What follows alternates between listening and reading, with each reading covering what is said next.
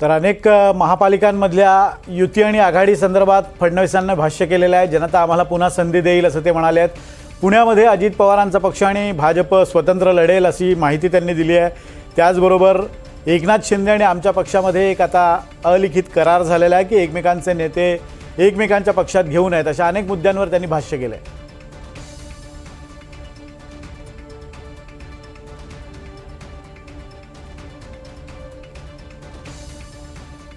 तर आजपासून आचारसंहिता लागू करण्यात आलेली आणि राज्यातील 3,48,00,000 मतदार मतदानाचा आपला हक्क बजावणार आहेत. आणि याच विषयी बोलण्यासाठी विविध महापालिकांमध्ये काय राजकीय चित्र आहे हे जाणून घेण्यासाठी आपल्यासोबत आपले प्रतिनिधी आहेत. प्रांजल कुलकर्णी आपल्याला नाशिकमधून माहिती देतील. नागपूरमधून प्रवीण मुधोळकर आहेत. मोहसिन शेख छत्रपती संभाजीनगरमधून आणि मुंबईमधून देवेंद्र आपल्यासोबत असणार आहे. देवेंद्र कोलटकर. सुरुवात करतो नाशिकमधून. नाशिकमध्ये काय स्थिती आहे सध्या? आत्ताच्या घडीची काय राजकीय समीकरण आहेत प्रांजल?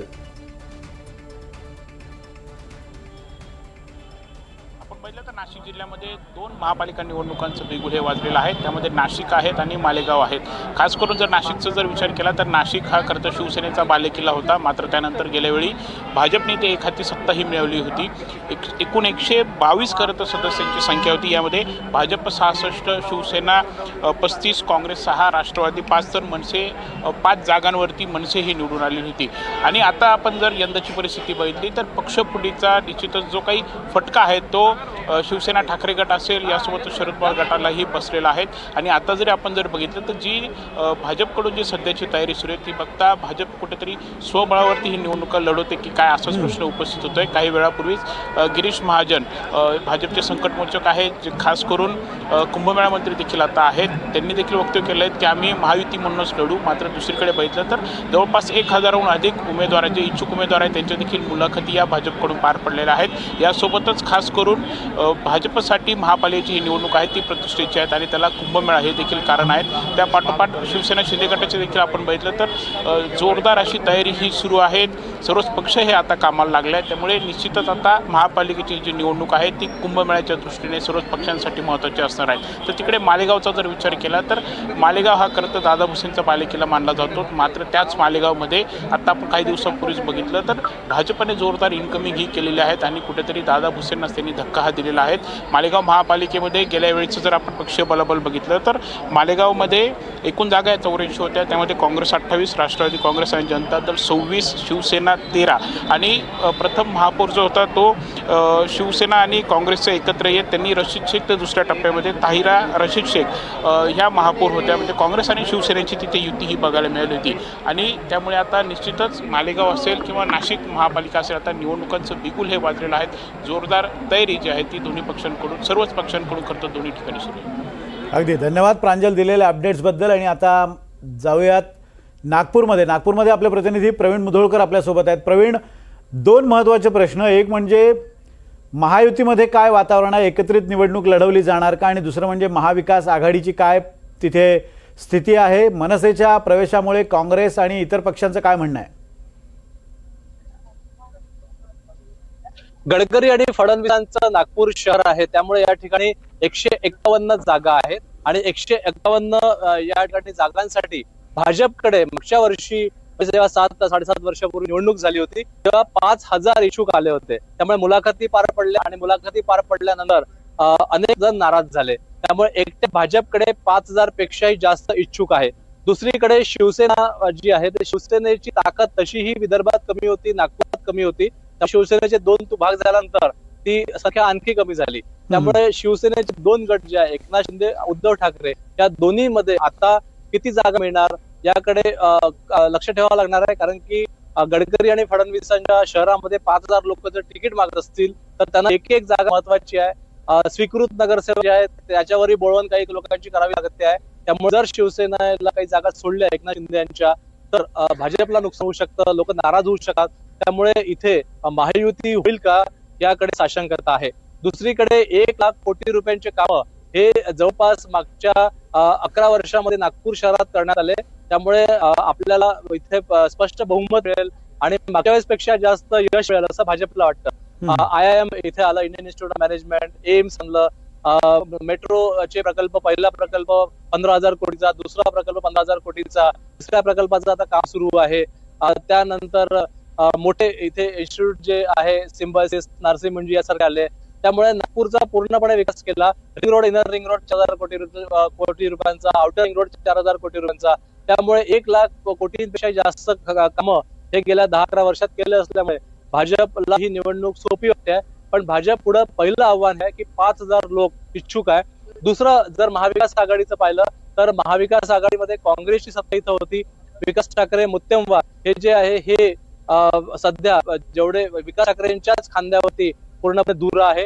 मुत्तेमवार हे आता वय झालं असल्यामुळे तसे फारसे ऍक्टिव्ह ते राजकारणात नाहीये. पण त्यासोबत गट तट जे आहेत, नाना पटोले नागपुरात राहतात, विजय वट्टे नागपुरात राहतात, सुनील केदार नागपुरात राहतात. त्यामुळे यांच्याही गट तट काही संपत नाहीये. त्यामुळे तोही प्रश्न आहे. या निवडणुकीत प्रश्न एक आहेत. नागपूर शहरामध्ये नागपूर शहर उकळून ठेवला आहे. सगळीकडे खोदकामं सुरू आहे, अनेक ब्रिजेस बंद आहेत. तर लोकांच्या अनेक समस्या आहे. पण त्या समस्या पुढे आणण्यासाठी विरोधी पक्ष जो आहे तो काही सक्षम दिसत नाहीये. त्यामुळे भाजपला ही निवडणूक एक हाती वाटते. आज कुदळ पावडे घेऊन जे आचारसंहिता लागण्याच्या पूर्वी भरगत कार्यक्रम नागपुरात होते. त्यामुळे कुदळ पावडे घेऊन भूमिपूजन झाले, उद्घाटन झाले. त्यामुळे आता आगामी काळामध्ये प्रचार सभा ज्या आहे त्या होणार आहेत. अगदी प्रवीण, दिलेल्या अपडेट्स बद्दल धन्यवाद. आमच्यासोबत असेच राहा. नागपूरमध्ये काँग्रेस विरुद्ध भाजप अशी थेट लढत होईल, पण दोन्हीकडे प्रॉब्लेम्स आहेत, अडचणी आहेत. एक म्हणजे काँग्रेसमध्ये गट तट आहेत, तर दुसरीकडे भाजपमध्ये प्रमाणापेक्षा जास्त इच्छुकांची संख्या आहे. त्यामुळे बंडखोरांची संख्यासुद्धा अधिक असू शकते. आणि आता आपण जाणून घेणार आहोत छत्रपती संभाजीनगरमध्ये नेमकी काय स्थिती आहे त्याबद्दल. मोहसिन, छत्रपती संभाजीनगरमध्ये सकाळपासूनच चुणूक दिसायला सुरुवात झाली आहे की महायुतीमध्ये चुरस आहे. पण महाविकास आघाडी आणि महायुती या दोन्ही गोटामध्ये काय नेमक्या हालचाली सुरू आहेत? कुणाच्या आघाड्या होणार, कुणाच्या आघाड्यांमध्ये बिघाडी होणार? नक्कीच आपण जर बघितलं तर विनोद सर, शिवसेनेचा बालेकिल्ला प्रत्येक महानगरपालिका निवडणुकीत संभाजीनगर राहिलेला आहे आणि भाजप आणि शिवसेना नेहमी सोबत आपल्याला पाहायला मिळायची. गेल्या वेळेची जर आकडेवारी बघितली तर शिवसेनेने 29 जागा जिंकल्या होत्या आणि भाजपने 22 जागा जिंकल्या होत्या आणि MIM 25 जागांवर. हे 3 पक्ष महत्वाचे मोठे पक्ष ठरले होते. आता यावेळी 2 शिवसेना झालेली आहे आणि त्यामुळेच शिवसेनेची ताकद कुठेतरी कमी झाली असं सतत भाजपकडून प्रत्येक निवडणुकीत सांगितलं जातं. त्यामुळे यावेळी मोठा भाऊ महायुतीत आम्हीच असणार आहे, आम्हाला अधिक जागा मिळायला पाहिजे असा जो आहे तर भाजपकडून सतत सांगितलं जात आहे. तर दुसरीकडे शिवसेना देखील ज्यांच्या जास्त जागा गेल्या वेळेस निवडून आल्या होत्या, ज्या जिंकलेल्या जागा आहेत त्या कायम ठेवल्या जाव्या असं पद्धतीने शिवसेनेचे नेते सांगतायत. त्यामुळे एकंदरीत महायुतीमध्ये भाजप आणि शिवसेनेची युती होण्याची दाट शक्यता आहे. पण दोन्ही पक्षांसमोर प्रश्न मोठा एक असणार आहे, तो म्हणजे मोठ्या प्रमाणात इच्छुकांची गर्दी आहे. कारण 2015 नंतर पहिल्यांदा महानगरपालिकेच्या निवडणुका होत आहेत. त्या अनेक असे प्रभाग आहेत ज्या ठिकाणी 50 असे इच्छुक उमेदवार आहेत. आता 4 लोकांना उमेदवारी द्यायची आणि 50 जण इच्छुक असतील तर पक्षासमोर देखील हे मोठं आव्हान असणार आहे. महाविकास आघाडीचा विचार केला तर महाविकास आघाडीत आपण बघितलं तर काँग्रेसचेही गेल्या वेळेस 10 उमेदवार निवडून आले होते आणि आता राष्ट्रवादी देखील 2 राष्ट्रवादी झालेली आहे आणि सोबत ठाकरे गट असणार आहे. त्यामुळे साहजिकच महाविकास आघाडीमध्ये ठाकरे गट हे मोठा भाऊ असणार आहे. मात्र खरंच महाविकास आघाडी एकत्र या ठिकाणी निवडणूक लढवते का हे पाहणं महत्वाचं असणार आहे. आणि महायुतीमध्ये देखील युती झाली तर जागा वाटपाचा फॉर्म्युला कसा असणार हे देखील पाहणं महत्वाचं असणार आहे. त्यामुळे एकंदरीत मराठवाड्याची राजधानी असलेल्या छत्रपती संभाजीनगरची महानगरपालिकेवर विजयाचा झेंडा फडकवण्यासाठी महाविकास आघाडी असेल किंवा महायुती असेल, दोन्ही आजपासून कामाला लागल्याचं आपल्याला पाहायला मिळतं. मोहसिन, अजून एक प्रश्न आहे, कारण संभाजीनगरची निवडणूक त्या दृष्टीनं खूप संवेदनशील असते आणि सातत्यानं तिथे खान हवा की बाण हवा म्हणजे धार्मिक ध्रुवीकरणाचा प्रयत्न होत असतो. या धार्मिक ध्रुवीकरणाबाबतची आत्ताची स्थिती काय? आणि दुसरा मुद्दा म्हणजे MIM या निवडणुकीमध्ये काय स्टँड घेणार आहे? MIM महाविकास आघाडीमध्ये समाविष्ट होणार आहे की स्वतंत्रपणे निवडणूक लढणार आहे? नक्कीच आपण जर 2 दिवसापूर्वीच आपण इम्तियाज जलील यांच्याशी बातचीत केली होती तर त्यांचं म्हणणं होतं की आम्ही स्वबळावर लढणार आहोत, कारण आमची ताकद महानगरपालिकेत इथे मोठी आहे.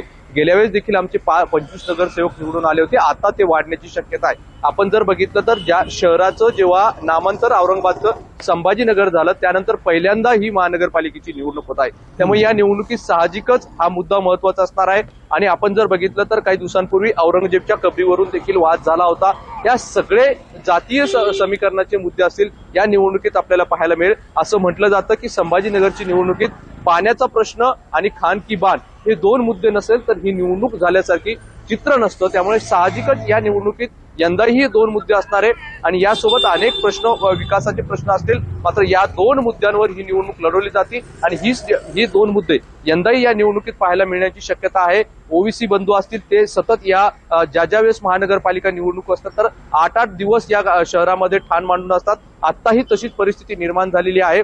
ज्या पद्धतीने भाजप आणि शिवसेनेकडे इच्छुकांची गर्दी आहे त्याच पद्धतीने मुस्लिम बहुल भागांमधले अनेक इच्छुक उमेदवार एमआयएम कडे उमेदवारी अर्जासाठी गर्दी करताना पाहायला मिळत आहे। त्यामुळे एकंदरीत महाविकास आघाडी, महायुती आणि तिसरा जर कोणी पक्ष असेल तर तो एमआयएम असणार आहे, जो मोठा पक्ष या निवडणुकीत समजला जाणार आहे। त्यामुळे एकंदरीत या निवडणुकीत तरी महाविकास आघाडीसोबत एमआयएम जाण्याची शक्यता कमी आहे आणि ते सोबळावरच लढते। त्यामुळे भाजप, शिंदे सेना, इकडे ठाकरे आणि दुसरीकडे एमआयएम या चार पक्ष या सगळ्या निवडणुकीत आपल्याला महत्वाचे असणार आहे। म्हणजे छत्रपती संभाजीनगरमध्ये चौरंगी निवडणूक होणार आहे। त्याचबरोबर दोन महत्त्वाचे मुद्दे या निवडणुकीत असतील, ते म्हणजे खान हवा की बाण, म्हणजे सामाजिक ध्रुवीकरण, धार्मिक ध्रुवीकरणाचा मुद्दा असेलच, आणि सगळ्यात महत्त्वाचा म्हणजे समांतर पाईपलाईनचा मुद्दा, जो पुरातन काळापासून चालत आलेला आहे आणि प्रत्येक निवडणुकीत तो असतो, पण त्याच्यावर तोडगा काही निघत नाही आहे। त्यामुळे त्यावर सुद्धा मतं फिरवण्याची ताकद असलेला हा मुद्दा आहे, त्यामुळे त्यावर सुद्धा लक्ष असेल। धन्यवाद मोहसिन, दिलेल्या अपडेट्सबद्दल। आमच्यासोबत असेच राहा आणि आता आपण मुंबईत काय स्थिती आपण जाणून घेणार आहोत। देवेंद्र कोलटकर आपल्यासोबत आहेत। देवेंद्र, सगळ्या देशाचं लक्ष या निवडणुकीकडे लागलेलं आहे आणि विशेषतः 3 वर्ष झालेली आहेत कार्यकाळ संपून मुंबई महानगरपालिकेचा। प्रामुख्यानं एक महत्त्वाचा मुद्दा आहे की ठाकरे बंधू या निवडणुकीत एकत्र येत आहेत। या अनुषंगानं ही निवडणूक दोन्ही ठाकरेंसाठी अतिशय महत्त्वाची आहे। कशा पद्धतीनं रणनीती आखली जाते ठाकरे बंधूंच्या मार्फत? अगदी आपण बरोबर बोललात की ज्या 29 महानगरपालिकांच्या निवडणुका जाहीर झालेल्या आहेत त्यामध्ये सर्वाधिक जर चर्चेतली आणि सगळ्यांचं लक्ष लागलेली निवडणूक कुठली असेल तर ती मुंबई महानगरपालिकेची। फक्त महाराष्ट्राचं नाही तर देशाचं लक्ष जे आहे मुंबई महानगरपालिकेमध्ये कोणाची सत्ता येते याकडे लागणार आहे। महायुती जी आहे ती सज्ज झालेली आहे, त्यात खास करून भाजप देखील यंदा कशाही पद्धतीने त्यांचा महापौर वाचवायचाच अशा पद्धतीचं चंग भाजपनी बांधलेलं आहे। तर एकनाथ शिंदेंनी देखील गेल्या काही महिन्यापासून चांगलीच रणनीती आणि बांधणी केलेली आहे। अनेक माजी नगरसेवक जे आहेत ते त्यांनी त्यांच्या पक्षामध्ये समाविष्ट केलेले आहेत। त्यामुळे आता एकनाथ शिंदे जे आहेत ते महायुतीसोबत राहतात आहे, म्हणजे भाजपसोबत राहत असतील तर त्यांना किती जागा मिळतात आहे हा एक महत्त्वाचा भाग असेल। त्यामुळे महायुती तर एकीकडे आपल्याला तयारी दिसते, दुसरीकडे महाविकास आघाडी जी आहे ती एकसंघ राहील का याबद्दल साशंकता आहे। कारण काँग्रेसने यापूर्वीच जाहीर केलेलं आहे की आम्ही स्वतंत्र पद्धतीने मुंबई महानगरपालिकेची निवडणूक लढू, आणि त्यातच एक सर्वाधिक चर्चेतला आणि सगळ्यांचं लक्ष लागून असलेला मुद्दा असेल ज्याचा आपण उल्लेख केला तो म्हणजे दोन्ही ठाकरे बंधूंचा करिश्मा या निवडणुकीत चालणार का?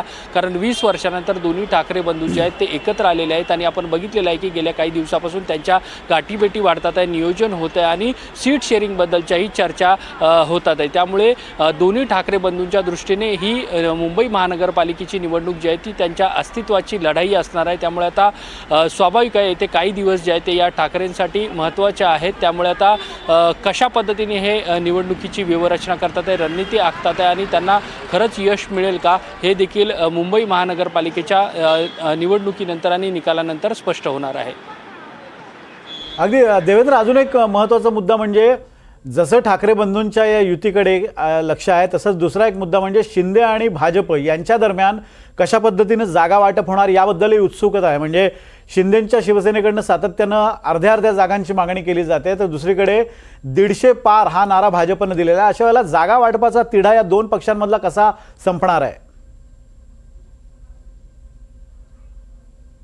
नक्कीच शिंदेंचा जसं मी मागे उल्लेख केला की अनेक माजी नगरसेवकांना मग शिवसेना ठाकरे गटातील असतील, काँग्रेसमधील असतील, इतर पक्षातील माजी नगरसेवक जे आहेत ते शिंदेंनी त्यांच्या पक्षामध्ये घेतलेले आहे। त्यामुळे एक प्रकारे म्हणू शकतो की मोठा भरणा जो आहे तो शिंदेंच्या पक्षामध्ये माजी नगरसेवकांचा झालेला आहे।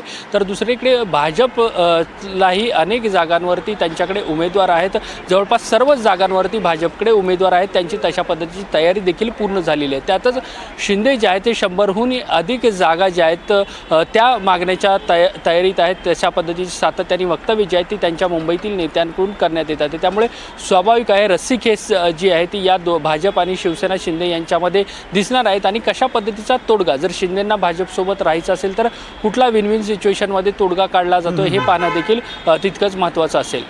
अगदी धन्यवाद देवेंद्र दिलेल्या अपडेट्सबद्दल। त्यामुळे चुरशीच्या निवडणुका त्यांचं बिगुल फुंकलं गेलेलं आहे आणि आता प्रचाराला आरंभ होईल. आजपासून आचारसंहितासुद्धा लागू झालेली आहे. त्यामुळे या सगळ्या महत्त्वाच्या महापालिकांचे प्रत्येक अपडेट्स आपल्याला NDTV मराठीवर पाहता येणार आहेत. धन्यवाद तुम्हा सर्वांचे दिलेल्या अपडेट्सबद्दल. आणि आपण बघतोय की मुंबई ठाण्यासह राज्यातील प्रलंबित अशा 29 महानगरपालिकांच्या निवडणुकांचा कार्यक्रम जाहीर झाला आहे. महापालिकांसाठी 15 जानेवारी रोजी मतदान होणार असून त्याचा निकाल 16 जानेवारीला लागणार आहे. आणि आजपासूनच आचारसंहिता लागू झालेली आहे. त्यामुळे राजकीय अपडेट्ससाठी बघत राहा NDTV. एक छोटासा ब्रेक.